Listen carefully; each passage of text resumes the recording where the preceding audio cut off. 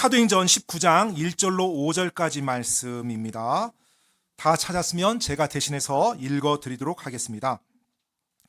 아볼로가 고린도에 있는 동안 바울이 위 지방들을 거쳐 에베소로 와서 어떤 제자들을 만나 그들에게 이르되 너희가 믿은 이래로 성령님을 받은 적이 있느냐 하니 그들이 그에게 이르되 우리는 성령님이 계신다는 말조차 들은 적이 없노라 하므로 그가 그들에게 이르되 그러면 너희가 무슨 침례를 받았느냐 하니 그들이 이르되 요한의 침례라 하매 이에 바울이 이르되 참으로 요한이 회개 침례로 침례를 주며 백성에게 말하여 그들이 자기 뒤에 오실 분 곧 그리스도 예수님을 믿어야 한다고 하였느니라 하므로 그들이 이 말을 듣고 주 예수님의 이름으로 침례를 받으니라. 아멘.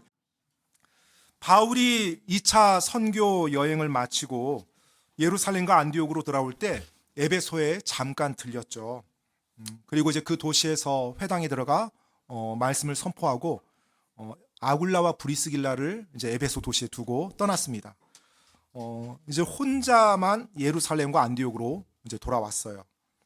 그리고 나서 지난 18장에서 우리가 봤던 것처럼 23절에서 바울이 3차 선교 여행을 또 바로 이어서 떠납니다.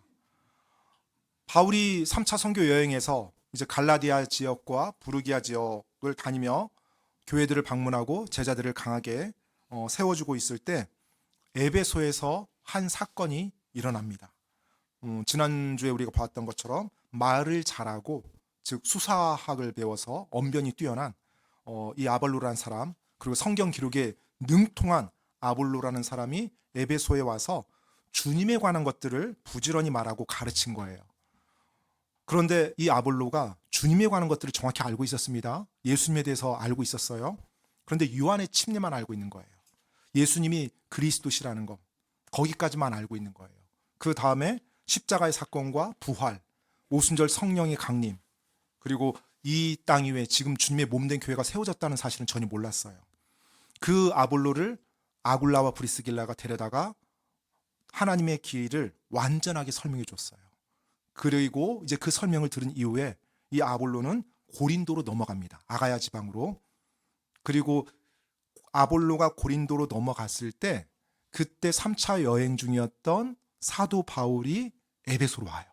그러니까 둘이 만나지는 못했습니다. 네. 그리고 에베소에 와서 이제 바울이 에베소에서의 사역을 이제 시작을 하는데 지금 이제 바울의 3차 선교 여행입니다. 여러분 지도를 한 번만 좀 이렇게 보길 원하는데요. 우리 성경 맨 끝에 있는 부록에 나와 있는 지도 있잖아요.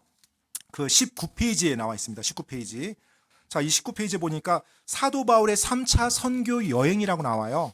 바로 그러면 안디옥에서부터 이제 시작이 됩니다. 시리아의 안디옥에서 시작돼서 이제 갈라디아 지역이랑 이런 지역을 다 통과하면서 뭐 이고니움 그리고 비시디 안디옥 지나갑니다. 그리고 쭉 오다 보면 아시아의 에베소 지역까지 와요. 에베소 찾으셨습니까? 네, 에베소.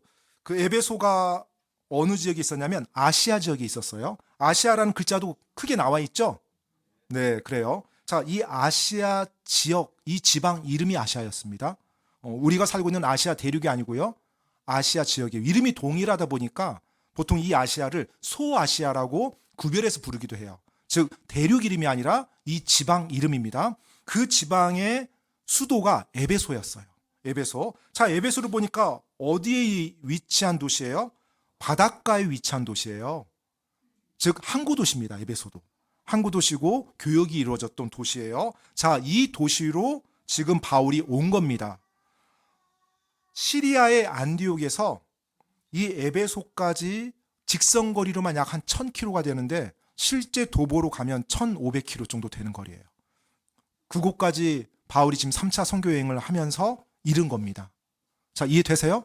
네, 자, 이 에베소란 도시에 대해서 제가 잠깐만 좀 말씀드리고 진행하겠습니다. 왜냐하면 이 19장에서 이어지는 이 내용들을 에베소의 상황을 여러분 좀 알 때 보다 더 잘 이해가 되거든요.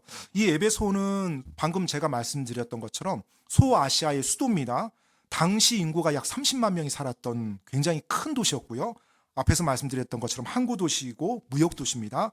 그리고 이 도시는 이교도 중심의 신앙이 성행했던 도시였어요. 그래서 황제 숭배라든지 뭐 신비 종교 뭐 주술 이런 게 막 많이 범람했던 그런 도시였습니다. 그리고 또 이 도시에는 세계 7대 불가사의 중에 하나라고 하는 다이애나 신전이 있었어요.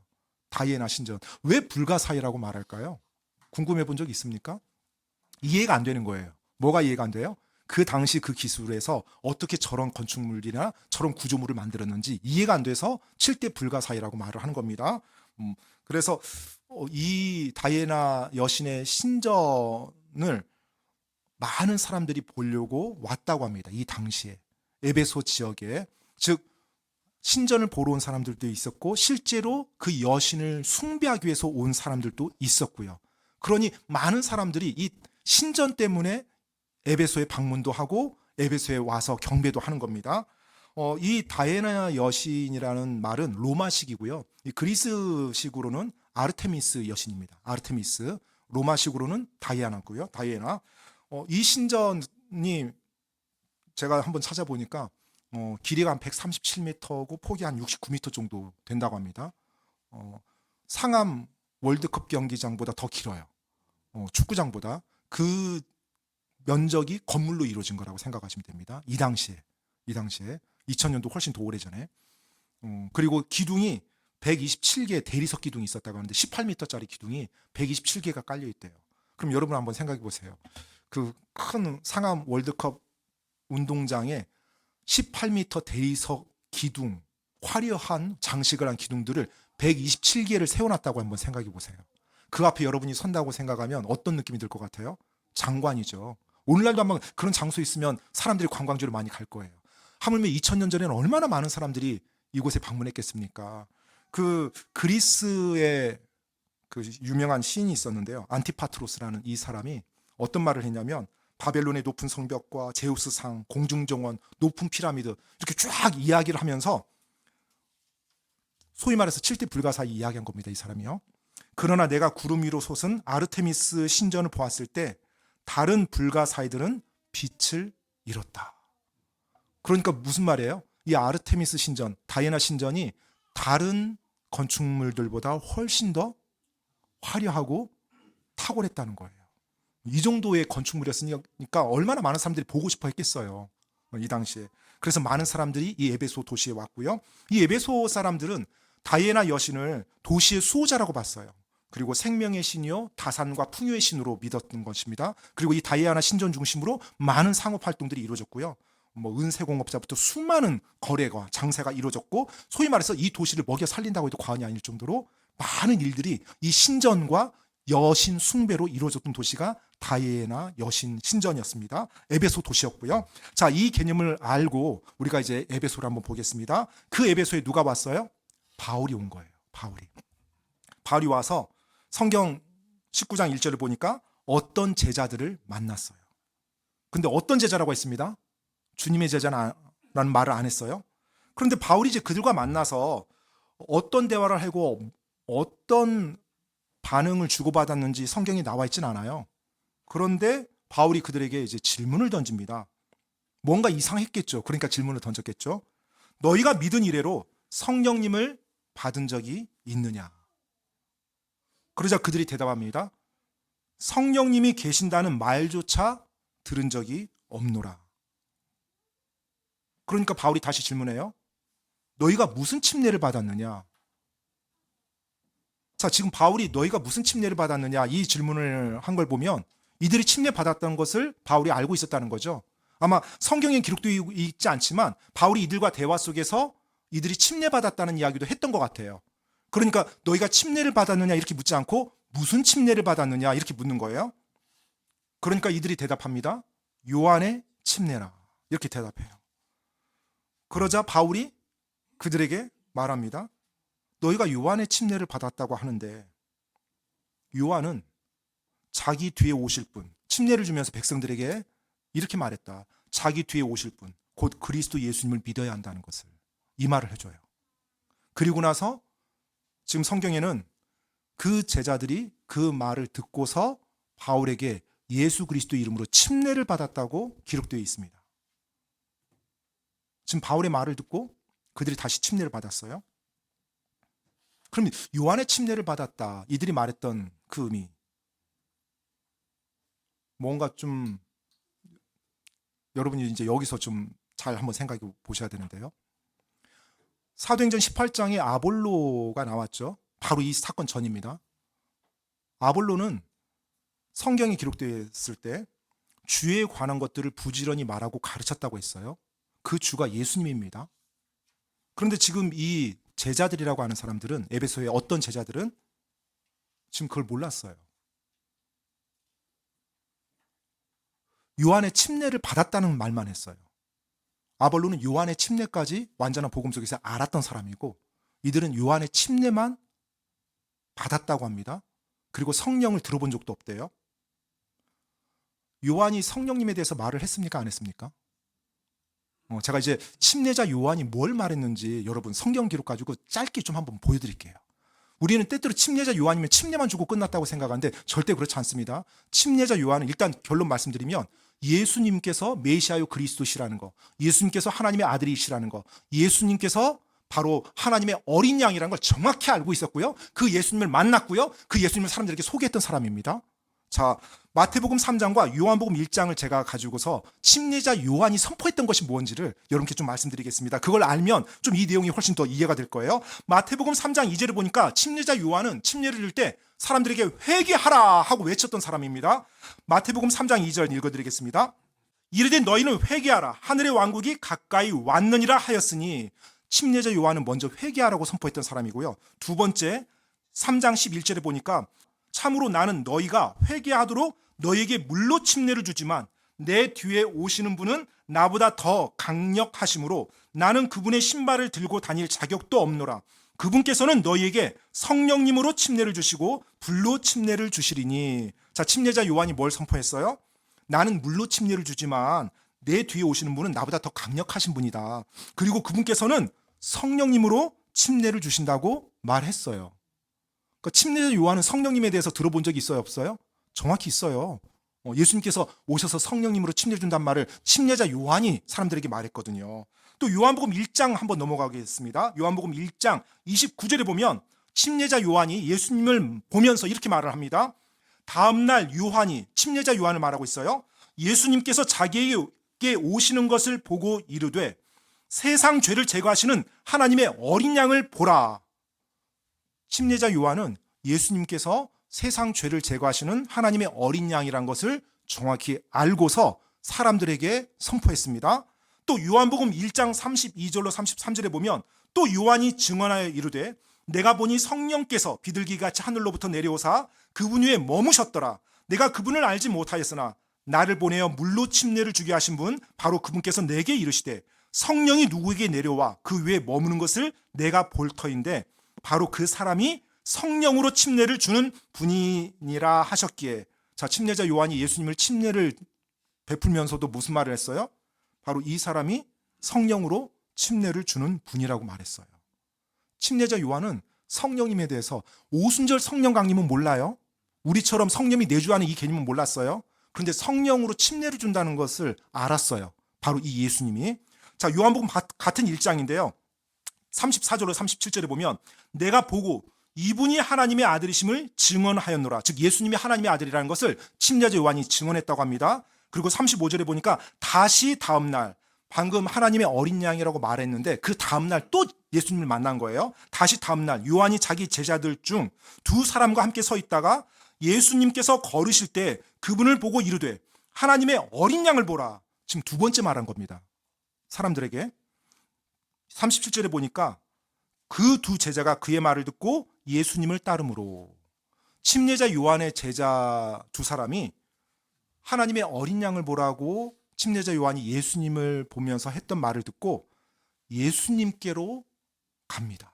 그리고 예수님의 제자가 돼요. 그 제자 중에 한 사람 이름이 나와 있죠. 안드레입니다. 안드레. 바로 이제 보면 나오는데 그 안드레가 예수님을 보고 누구에게 가요? 자기 형제 베드로에게 가죠. 그래서 베드로에게 그 말을 합니다. 우리가 메시아를 만났다. 지금 안드레는 예수님의 어떤 기적을 보거나 그런 거 없었어요. 예수님을 만나고 그리고 자기 형제에게 가서 우리가 메시아를 만났다. 안드레는 예수님이 메시아라는 거 어떻게 알았을까요? 침례자 요한을 통해서요. 침례자 요한을 통해서. 침례자 요한은 자기를 따랐던 제자들이 예수님이 메시아라는 걸 알고 따라가는 걸 보고 기뻐했고요. 그것을 당연하게 생각했어요. 즉 예수님을 침례자 요한은 정확히 알고 있었습니다. 그냥 침례만 주고 끝난 거 아니에요, 여러분. 성령님으로 침례를 준다는 것을 침례자 요한은 정확히 알고 있었어요. 그러했기 때문에 요한의 침례에 대해서 정확히 내가 안다고 한다면 뭘 알아야 돼요? 그 예수님이 하나님의 어린 양이요 메시아요 그리스도시라는 거 정확히 알고 있어야 되는 거예요. 요한이 그것을 전하기 위해서 침례를 주었거든요. 그 사실을 알리기 위해서 회개의 침례를 받으라고 외친 거였거든요. 아볼로가 그 사실을 알았기 때문에 뭘 전할 수 있었어요? 주에 관한 것들을, 성경 주라고 말했습니다. 주에 관한 것들을 부지런히 말하고 가르쳤다고 말하고 있어요. 침례자 요한이 구원 받았어요, 못 받았어요? 구원 받았습니다. 여자에게서 낳은 자 중에 이 침례자 요한보다 더 큰 사람 없다고 예수님이 그를 높였습니다. 그러면 침례자 요한이 예수님이 메시아라는 사실을 알고 구원 받았다라면 그걸 정확히 아는 사람들은 그 구약 시대죠. 아직 예수님이 떠나기 전이니까 구원 받을까요, 못 받을까요? 받죠. 아볼로는 정확히 그 사실을 알고 믿었던 사람이었어요. 그래서 예수님에 관한 것을, 주에 관한 것들을 부지런히 전하고 가르쳤던 것입니다. 다만 앞에서 말씀드렸던 것처럼 오순절 성령 강림이나 예수님의 부활이라든지 이런 내용은 몰랐죠. 그래서 아굴라와 브리스길라가 그 내용을 정확히 가르쳐줬던 것이고요. 그런데 지금 오늘 19장에 나온 이 에베소의 어떤 제자들은 지금 아볼로와 지금 상황이 다른 거 여러분 보시나요? 이들은 요한의 침례를 받았다고 말은 했어요. 그런데 성령님을 들어본 적도 없대요. 그러면 여러분 성령님을 들어본 적도 없어요? 지금 침례자 요한을 줄 때마다 나는 물로 침례 주고 예수님은 성령님으로 침례 준다 이 말을 계속 했는데 들어본 적이 없대요. 그러면 침례자 요한의 말을 제대로 들었다는 거예요? 못 들었다는 거예요? 못 들었다는 거예요. 침례자 요한의 침례만 받았지 침례자 요한이 가르친 내용에 대해서 이들은 확신이 없었어요. 그러니까 예수님에 대해서 바울이 이야기를 해주는 거예요. 침례자 요한이 이 말도 했다 이렇게 말하고 그 말을 이들이 듣고서 이제 침례를 받습니다. 여러분 침례자 요한의 침례를 받았던 유대인들이 굉장히 많습니다. 성경에 보면 펴실 필요 없는데요. 마태복음 방금 제가 읽어드렸던 3장에 보면 이렇게 나와 있어요. 5절로 6절에 예루살렘과 온 유대와 요르단 주변의 온 지역이 그에게 나가 자기 죄들을 자백하며 요르단 강속에서 그에게 침례를 받더라. 성경은 예루살렘과 온 유대와 요르단 주변, 요르단강 주변의 모든 지역이 그에게 나갔대요. 한두 명이 아니에요. 엄청나게 많은 사람이 받았습니다. 그러면 이 받았던 사람들이 전부 다 예수님을 메시아로 믿었어요? 아니요. 성경에 보면 침례자 요한에게 침례를 받으려고 나왔던 사람들 가운데 바리새인들과 사두개인들도 있었고요. 그들이 침례를 받으러 나오니까 침례자 요한이 회개에 합당한 열매를 맺으라고 독사의 세대 하면서 외쳤어요. 그러니까 그들도 침례를 받으러 나왔다는 거예요. 그런데 그들의 마음은 어떤 마음이었어요? 죄책감을 덜기 위해서. 죄책감을 덜기 위해서. 그리고 침례자 요한에게 침례를 받으면 뭔가 내가 이렇게 심판을 좀 면할 수 있지 않을까? 그리고 자기들은 지금 죄인이라고 생각하지도 않았던 사람들이었어요. 그런 마음으로 나오니까 침례자 요한이 그들을 책망한 거거든요.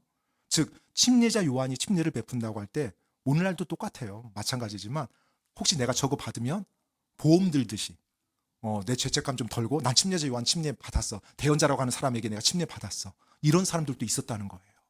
그들은 침례자 요한의 가르침에 대해서는 관심 없었어요. 그냥 침례만 받고 마치 하나님 앞에서 자신이 뭔가를 했다는 것. 이것에 안위를 얻었던 사람들이거든요. 지금 이런 사람들이 많았던 것을 우리가 복음서를 통해서도 볼 수 있습니다. 이 에베소에 있는 제자들은 성령님도 들어본 적, 그러니까 성령님에 대해서 잘 이해를 못한 것이 아니라 들어본 적조차 없다는 것은 침례자 요한에게 메시지를 올바르게 듣지 못했던 사람들이라는 거죠. 그래서 그들에게 예수님이 그리스도라는 것을 바울이 전했고 그래서 그들에게 다시 예수님의 이름으로 침례를 베풀었던 것이고요. 자, 이제 침례를 베풀었는데 그 다음에 어떤 일이 일어난지 한번 보겠습니다. 사도행전 19장 6절로 7절까지 말씀입니다. 6절로 7절 말씀. 바울이 그들에게 안수하며 성령님께서 그들에게 임하심으로 그들이 타 언어들로 말하고 대언하였는데 그 남자들은 모두 12명쯤 되더라. 먼저 지금 이제 6절 바울이 안수해서 성령님이 그들에게 임함으로 그들이 타 언어들을 말했다고 합니다. 바울이 침례를 그들에게 주었잖아요. 침례를 줄 때 어떻게 주었을 것 같습니까? 물로 주었죠. 물로 주는데 무슨 말을 했을까요? 네, 그렇죠. 믿는 걸 물어봤겠죠. 침례 줄 때 당연히. 우리가 사도행전 8장에 보면 빌립이 이디오피아 내시를 만나고 그에게 복음을 전하고 그가 침례를 받고자 할 때 뭐라고 말했어요? 그대가 마음을 다하여 믿으면 받을 수 있느니라 라고 말하니까 이디오피아 내시가 뭐라고 말하면서 침례를 받기 원했어요? 예수 그리스도께서 하나님의 아들이심을 내가 믿노라. 침례를 베풀기 전에 항상 이걸 물어보거든요. 그 사람의 믿음의 고백이 있어야 침례를 주거든요. 성경에 모든 걸 다 기록해주고 있지는 않지만 바울이 그들에게 침례를 줬다라면 당연히 그들의 믿음에 대해서 확인하고 줬겠죠. 자, 그리고 나서 이제 그들에게 바울이 안수를 합니다. 그랬더니 성령님이 그들에게 임했어요. 그리고 타 언어들을 그들이 말합니다. 여러분 기억할 것은 이 당시에 오늘날처럼 신약 성경이 없었어요. 알겠죠? 신약 성경이 있었으면 구원받는 자는 예수님을 자신의 구원자로 영접하는 자에게는 성령님이 임하시리라. 뭐 확실한 교리가 체계가 잡혀 있고 진리의 말씀이 우리에게 확증을 주거든요. 근데 신약 성경이 없어요. 그리고 바울이 하나님의 사람이고 하나님의 사도래요.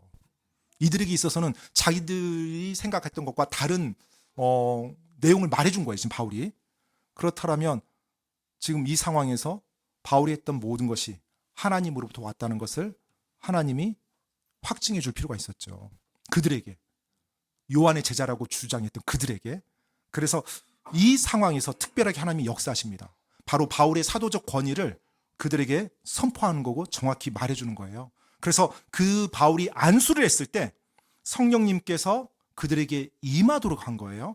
바울이 안수했을 때. 왜냐하면 바울이 하나님으로부터 온 사람이고 바울이 너에게 했던 그 메시지가 하나님으로부터 왔다는 것을 정확히 하나님이 확증해 주기 위해서 바울이 안수를 하자 성령님이 임하도록 했고요. 성령님이 임하는 게 눈에 보여요? 안 보여요? 안 보이죠. 안 보이니까 예전에 오순절 성령 강림 사건처럼 타 언어의 기적이 이때 일어나도록 만들어줬어요. 자, 사도행전 2장과 사도행전 10장에 보면 오순절 성령 강림 사건과 최초로 이방인이 구원받는 고넬료 사건이 나옵니다. 자, 오순절 성령 강림 사건에 성령님이 임하셨을 때 타 언어를 사람들이 말함으로 말미암아서 또 타 언어를 들음으로 말미암아서 성령님이 임했다는 것을 하나님이 눈으로 확인시켜 줬어요. 드디어 성령님이 강림하셨다는 거. 그것이 사도행전 2장에 나오고요. 사도행전 10장에는 그 전까지 유대인들에게만 복음을 전했는데 처음으로 이방인에게 복음을 전하고 이방인이 구원을 받습니다. 유대인들의 관점에서는 이방인이 예수님을 믿고 구원받는다는 것, 성령님이 임한다는 것 상상도 못할 일이었어요. 바로 그것을 깨뜨리기 위해서 베드로가 복음을 전하고 고넬료가 그 복음을 믿었을 때 성령님이 임합니다. 그리고 성령님이 임했다는 것이 눈에 보이지 않으니까 다시 타언어 사도행전 2장에 나왔던 오순절 사건의 그 기적을 똑같이 재현시켜줘요. 그래서 이 이방인도 예수님을 믿었을 때 바로 성령님이 임했고 그 성령님이 임했다는 증거로 타 언어의 기적이 일어나게 보여준 것입니다. 자, 지금 19장도 역시 마찬가지입니다. 사도행전 2장과 10장에서는 베드로가 그 일을 감당했어요. 지금 사도행전 19장은 이제 바울이 처음으로 지금 이 타 언어의 기적이 일어난 현장에 있는 것입니다. 바울이 그들에게 안수했을 때 성령님이 그들에게 임했고 바울의 사도적 권위가 거기서 입증이 되고요. 그들이 성령님을 받았다라는 그 증거로 타 언어와 대언이 그들의 입에서 터져 나온 겁니다. 그렇게 해서 그들의 구원과 성령님이 그들에게 임했다는 것이 성경에서는 확실하게 말해주고 있어요. 다시 한번 말씀드리지만 오늘날은 이럴 필요가 전혀 없죠. 그리고 사도행전 안에서도 계속 이렇게 일어난 건 아니에요. 어떤 변환기 그리고 과도기에서 반드시 모든 사람이 알아야 되고 인정해야 될 그런 상황에서만 특별히 이런 기적을 베풀어 주셨어요. 사도행전에 보면 자주색 옷감 장사 루디아 또 빌립보 간수들 구원받을 때 타언어 있었습니까? 없었어요. 거기는 없었어요. 그런데 지금 이 상황에서는 또 타언어 기적이 하나님이 일어날 수 있도록 베풀어 줍니다. 그리고 또 이후에는 없어요. 그리고 이 이후에는 또 어떤 일이 일어날까요? 이제 신약 성경 기록이 이제 완성이 됩니다. 그리고 AD 70년 이후부터는 이제 이들에게 신약 성경이 두루마리들이 이제 돌아다니기 시작하고요. 오늘날 우리처럼 이렇게 성경 말씀이 정확히 있을 때는 에베소서 말씀이라든지 사도서신의 교리서를 가지고 정확히 교리를 알고 있기 때문에 눈에 보이지 않아도 우리가 믿음으로 그것을 알 수가 있어요. 그런데 이 당시는 이런 성경 기록, 여러분과 제가 확실히 믿고 의지할 수 있는 성경, 신약 성경이 없었다는 걸 여러분 기억하십시오. 그래서 하나님이 강권적으로 역사하시고 그들에게 그걸 기적적으로 확신시켜 줬다는 거, 그 개념을 여러분 우리가 알고서 이렇게 이 내용을 볼 때 모든 것들이 좀 이렇게 구별이 될 겁니다. 자, 이제 12명 정도가 바울에게 침례를 받고 성령님을 받았어요. 이제 이들이 에베소 교회 성도들이 되겠죠. 이제 더해집니다. 아굴라와 브리스길라를 중심으로 이루어졌는데 이제 그들이 에베소 교회 성도들로 더해져요. 자, 그리고 나서 8절 말씀에 보니까 사도행전 19장 8절 말씀에 보니까요. 그가 회당에 들어가 석 달 동안 담대히 말하며 하나님의 왕국에 관한 것들을 강론하고 설득하였으나. 자, 이제 바울이 다시 어디로 들어가요? 회당에 들어갑니다. 회당에. 회당 가서 석 달이나 담대히 말했대요. 석 달. 바울이 이제까지 세 번의 선교 여행을 다녔는데 세 번의 선교 여행 속에서 이렇게 오랫동안 회당에 간 적이 있었나요? 없었어요. 보통 회당에 가서 한두 번만 말해도 어떤 일이 일어나요? 유대인들이 죽이려고 막 달려듭니다. 이상한 말 한다고 하면서. 그런데 에베소에서는 세 달이나 있었어요. 세 달이나. 즉 이곳에 있었던 유대인들이 그래도 바울이 전하는 말에 많은 관심을 가지고 반응했다는 것을 보여주고 있죠. 바로 석 달이나 바울이 담대히 말했대요. 담대히 말했다. 이 담대히 말했다는 말이 무슨 말인가요? 담대히 말했다는 거. 막 소리를 막 크게 막 지르고 막 했다는 건가요? 듣는 사람들, 청중들을 두려워하지 않았다는 거예요. 그들을 두려워하면서 진리를 왜곡시키거나 진리를 경감시키지 않았다는 거예요. 그들에게 그대로 말했어요. 혹시 내가 이 말씀 전하면 저들이 예전에 뭐 루스드라라든지 이고니움이라든지 막 이런 데처럼 막 폭동을 일으키고 나를 막 죽이려고 하는 거 아니야? 말을 좀 조심해야 되는데 이렇게 하지 않았고 저들이 알아야 될 진리를 바울이 그대로 올바르게 다 전했다는 겁니다. 그래서 담대하게 전한 거예요. 담대하다라는 표현이 성경에 나올 때, 특히 말씀을 선포할 때 담대하다는 표현이 나올 때 성경에 보면 항상 그 전에 선행되는 말이 꼭 나와요. 성령님으로 충만하여 저들이 담대히 말씀을 선포하더라. 이 문구가 나오거든요.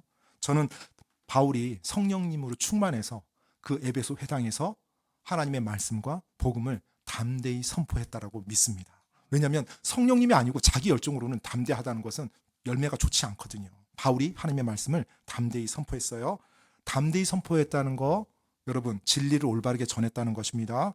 상대방을 무례하게 대하거나 상대방을 무시하면서 대했다는 거 절대 아니에요.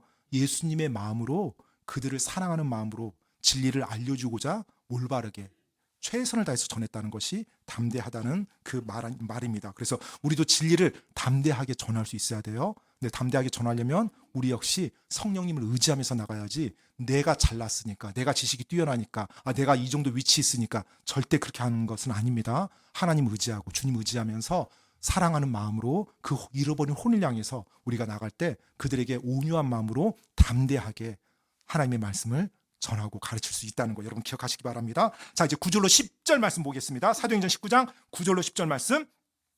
여러 사람들은 굳어져서 믿지 아니하고 오히려 무리 앞에서 그 길을 비방함으로 그가 그들을 떠나 제자들을 따로 떼어놓고 두란노라는 사람의 학교에서 날마다 강론하니라. 이 일이 2해 동안 계속해서 이루어졌으므로 아시아에 가는 모든 자들은 유대인이나 그리스인이나 다 주 예수님의 말씀을 들었더라. 자, 석 달이 진행되니까 드디어 이제 그 말을 듣기 싫어하는 사람이 나와요. 성경에 보니까 여러 사람들이 굳어졌대요. 굳어졌어요. 마음이 이제 강팍해지는 거죠. 자기들은 믿지 않는 건데 바울이 계속 설득을 해요. 자기들은 믿고 싶지 않은데 계속 논리적으로 설명을 하니까 이제 짜증이 나겠죠. 그래서 그들이 무리 앞에서 그 길을 비방했다고 말합니다. 무리 앞에서. 무슨 말이에요? 공개적으로 이제 바울을 비방하기 시작하는 거예요. 회당에서 바울이 예수님과 하나님의 말씀을 선포하고 있는데 공개적으로 비방하기 시작합니다. 제대로 강론이 돼야 안 돼요? 안 되죠. 그러니까 바울이 어떻게 해요? 제자들을 따로 떼어둡니다. 그 믿는 자들을 따로 떼어서 두란노라고 하는 사람의 학교에서 모이게 해서 그곳에서 날마다 강론했대요. 날마다. 성경에는 이 두란노라는 사람에 대해서 전혀 언급이 없어요. 그래서 누군지 모릅니다. 기록도 없어요. 사실 이 사람에 대해서. 그런데 이제 한 가지 우리가 이 내용 한 가지만 가지고 구태여 보수적으로 유추해 보자면 이 두란노라는 이름이 헬라어 이름이거든요. 그래서 아마 헬라의 어떤 철학자나 아니면 교육자가 아니었나.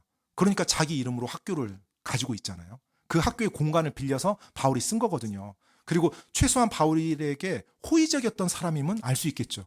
그러니까 바울에게 그 공간을 쓸 수 있도록 내줬죠. 뭐 임대료를 냈는지 아니면 무상으로 제공했는지 아니면 바울이 뭐 학교 끝나고 나서 이용했는지 이건 모르겠어요. 여하튼 간에 이 두란노라는 사람은 바울에게 호의적으로 그 장소를 사용할 수 있도록 내어줬고요. 그래서 성경에는 이 사람의 이름이 기록돼 있어요. 근데 이 사람이 아주 뭐 훌륭한 사람이다 어쨌든 이거 전혀 모릅니다. 그냥 두란노라는 사람의 학교에서 바울이 가르쳤어요. 그런데 얼마나 가르쳤어요? 보니까 2해 동안, 2년 동안이나 가르쳤어요. 2년 동안. 그런데 그 다음 나오는 문구가 너무나 놀랍습니다. 2년 동안 그렇게 가르치는데 아시아에 거하는 모든 자들은 유대인이나 그리스인이나 다 주 예수님의 말씀을 들었더라. 에베소에서 이 역사가 일어납니다. 방금 앞에서 말씀드렸던 것처럼 이 아시아는 아시아 대륙이 아니라 소아시아입니다. 에베소를 중심으로 있는 여러 도시들이 있는 그 지방이었어요. 그 지방에 있는 유대인, 그리스도인들이 다 주 예수님의 말씀을 들었대요. 물론 직접적으로 바울에게 들은 사람도 있었겠지만 또 상당수는 전에서 들은 사람들도 있었을 거예요. 제자들을 통해서. 그런데 여러분 이 10절 이후에 이제 다음 시간에 제가 이제 보려고 하는 내용인데요. 바울이 2년 동안 이 두란노에서 가르치고 에베소에 거하는 동안에 지금 보면 학교에서 가르치기만 한 것 같잖아요. 그런데 학교에서 가르치는 일도 있었고요. 그 외에 이제 여러 가지 일들이 에베소에서 일어납니다. 그런데 기적들이 일어나요. 기적들이. 놀라운 기적들이 일어나고 악한 영을 쫓아내는 일도 일어나고 그 일이 에베소에서 막 일어나요. 그러니 그런 일들이 일어나는 가운데 에베소 사람들이 얼마나 바울에게 관심을 가졌겠어요.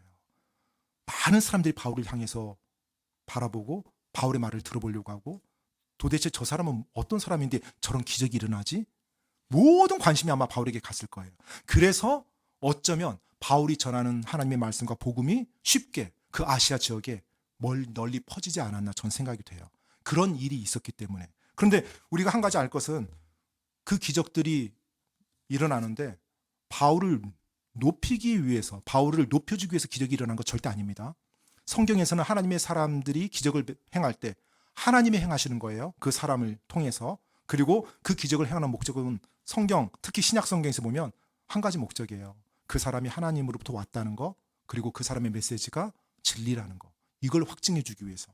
즉, 주 예수님의 말씀이 퍼지도록 하기 위해서 기적이 일어나게 해준 거지, 어떤 사람의 어떤 위치와 인기도를 높이기 위해서 하나님이 그 사람에게 기적을 일어나게 해준 것은 한 번도 없다는 거 여러분 기억하십시오. 바울이 에베소에서 이 사역을 감당하면서 놀라운 일들이 에베소에서 진행이 됩니다. 그리고 성경에 보면 바울이 약 3년 정도 이제 이 에베소에 머물다가 이제 떠나는데 바울의 1차, 2차, 3차 선교 여행에서 가장 오랫동안 머물렀던 도시가 바로 이 에베소입니다. 에베소. 그런데 여러분 이 에베소 원래 바울이 언제 가려고 했어요? 2차 선교 여행 때 바울이 에베소에 가려고 했었죠. 그런데 그때 누가 막았어요? 성령님이 막았어요. 사도행전 16장에 나오는 내용인데 읽어드리겠습니다. 한편 그들이 두루 부르기아와 갈라디아 지방을 다닌 뒤에 성령님께서 그들에게 아시아에서 말씀을 선포하지 못하게 하시니라. 2차 선교 여행 때거든요. 그때 바울은 부르기아와 갈라디아 지방 다닌 뒤에 이제 성령님께서 그들에게 아시아에서 말씀을 선포하지 못하게 했다고 그렇게 성경에서 지금 말해주고 있어요. 왜 아시아의 수도가 어디라고 했어요? 에베소. 왜 말씀을 못 전하게 했을까요? 그건 몰라요. 이유가 안 나와 있어요. 그런데 복음 전하는 게 잘못된 거예요? 아니죠. 정말로 중요하고 좋은 일이죠. 지금 바울과 실라 디모데가 2차 선교 여행 때 에베소 지역에서 말씀 전하려고 했어요. 그런데 성령님이 막았단 말이에요. 이유는 몰라요. 그런데 바울이 그 성령님의 막으심에 그대로 순종했어요. 그리고 다른 곳을 계속 두드렸죠. 그렇게 해서 간 곳이 어디였어요? 유럽 지역이었어요. 마케도니아. 유럽으로 넘어갑니다. 그래서 빌립보, 데살로니가, 베레아, 아테네, 고린도 이 지역들을 다니면서 복음을 전했어요. 왜요? 성령님이 아시아 지역에서 복음 전파하는 것을 막았거든요. 우리가 보았던 뭐 루디아의 구원이라든지 빌립보 간수의 구원이라든지 이런 구원들 바로 이 아시아 지역을 막음으로 말미암아 성령님의 인도함에 따라 바울이 유럽으로 건너가서 일어났던 일들이에요. 자, 그런데 여러분 만약에요. 바울이 2차 선교 여행 때 내가 에베소에서 반드시 복음 전해야겠다. 아시아의 가장 큰 도시, 다이아나 여신 신전이 있는 그 도시, 그 도시가 정말로 내가 볼 땐 복음의 기점이 될 수 있는데 사람들도 많이 모이니까 내가 반드시 전해야겠다 하면서 성령님이 막았는데도 고집을 부리면서 그곳에 가서 복음을 전했다. 어땠을까요, 그러면? 죽었을 것 같습니까? 네. 제가 그 생각까지 못 해봤네요. 네, 죽었을 수도 있겠네요, 진짜로. 하나님의 말씀에 거역해서, 막 갑자기 막 돌 맞아서 핍박을 받고. 여하튼 간에 어떤 일이 일어난지는 모르겠지만, 우리가 알고 있는, 지금 이 마케도니아 지역의 놀라운 복음 사역은 전혀 다른 이야기로 전개됐을 거예요. 어쩌면 루디아나 빌립보 간수의 구원이나 이런 내용들이 전혀 다른 내용으로 바뀌었을 수 있겠죠. 왜냐하면 유럽으로 건너가지 않고 2차 선교 여행 때 아시아에 남아서 에베소 이런 지역에 남아서 있으니까요. 또 죽었는지 안 죽었는지 모르겠지만 열매가 좋지 않았을 거예요. 성령님을 거역해서 자신이 하나님의 일을 한답시고 소위 말해서 나댔으니까 어떻게 성령의 열매가 나오겠습니까? 인간적인 어떤 노력의 결실은 있을 수 있죠. 열심을 내니까 인간적으로. 그런데 분명한 것은 성령님의 아름다운 열매는 나오지 않았을 거예요. 여러분, 바울은 이 3차 선교 여행에서 자신이 에베소에서 3년이나 머물 거 상상이나 했을까요? 상상도 못했을 거예요. 그 2차 선교 여행에서 에베소에서 말씀을 전하고자 했던 걸 성령님이 막았어요. 그리고 시간이 흘렀습니다. 3차 선교 여행 때 다시 그 에베소에 가게 해줬어요. 그리고 그곳에서 이제까지 자신이 선교 여행했던 곳 중에 가장 오랜 시간을 머무르며 말씀과 복음을 전합니다. 그리고 그곳에 수많은 사람들이 예수님에 대한 말씀을 다 들어요. 이 놀라운 일이 일어나는 거 바울은 그곳에 가기 전까지 상상하지 못했을 거예요. 그런데 그가 성령님의 인도함에 따라서 주님의 말씀에 순종하며 한 걸음 한 걸음 갔을 때 하나님이 그를 그 길로 아름답게 역사한 걸 볼 수가 있어요. 때때로 그럼 여러분 우리가 한번 생각해 볼 것이 하나님의 일이라고 하는 건데요. 복음을 전하는 거 하나님의 일이죠. 하나님의 일이라고 하는 것이지만 그 하나님의 일을 우리가 행할 때 내가 하나님의 말씀에 순종하면서 행하는 것이 너무 중요한 거예요. 성령님의 인도함을 내가 구하면서 하는 것이 너무 중요한 거예요. 내가 단순하게 하나님의 일을 하고 있다고 해서 하나님의 뜻 가운데 있다는 것이 보장된 거 아닙니다. 하나님의 일을 하면서도 하나님의 뜻과 상관없이 내 교만과 내 지식과 내 아집과 내 생각으로 그 일을 해나갈 수 있다는 거예요. 당연히 열매는 좋지 않겠죠. 하지만 열매가 좋지 않음에도 불구하고 스스로 위안을 해요. 내가 그래도 하나님을 하고 있다. 아니요. 어쩌면 그 하나님의 일이 지금 잘못되는 것에 내가 거둘 수도 있어요. 언제요? 내가 하나님께 순종하지 않을 때, 내가 내 생각대로 해나갈 때, 내가 내 고집을 부리면서 그 일을 할 때요. 여러분, 하나님의 일도 중요합니다. 하지만 하나님의 일을 해나갈 때 내가 여전히 하나님을 의지하고 하나님께 순종하며 나가는 것이 더 중요해요. 그럴 때 하나님이 하나님의 일을 하나님이 하세요. 하나님의 일을 하나님이 하십니다. 여러분과 제가 하는 게 아니에요. 다만 여러분과 제가 하나님의 일에 쓰임받는 거지 하나님이 하나님의 일을 하세요. 그렇기 때문에 내가 하나님의 일을 한다 할지라도 하나님의 말씀에 순종하고 하나님을 의지하고 하나님을 사랑하고 하나님 바라면서 그 일을 나가야지 성령님의 인도함을 구하면서 나가야지 이건 내가 할 수 있어. 이건 내가 이 정도 할 수 있어. 이런 식으로 나가서는 모든 일이 그르치게 된다는 것입니다. 여러분 하나님의 일을 하고 있다는 거 외형적으로 하는 일처럼 보이죠. 하지만 그것이 내가 하나님의 뜻 가운데 있다는 것은 아니에요. 내가 하나님의 말씀대로 올바르게 순종하며 갈 때 하나님이 나를 들어서 하나님이 그 하나님의 일을 이루어 가십니다. 우리가 복음을 전하고 또 누군가에게 예수님을 전하고 싶어하고 또 내가 교회를 위해서 어떤 선한 일을 섬기고 싶어하고 정말로 좋은 마음들이에요. 그런데 우리가 그 하나님 일처럼 보이는 것들이 있죠. 그거 할 때 더 중요한 거 내가 주님을 의지하고 성령님 의지하면서 그 일을 하나님 앞에 감당해 나갈 때 하나님이 나를 들어서 아름답게 사용하시고 아름다운 열매가 맺어지게 역사한다는 거예요.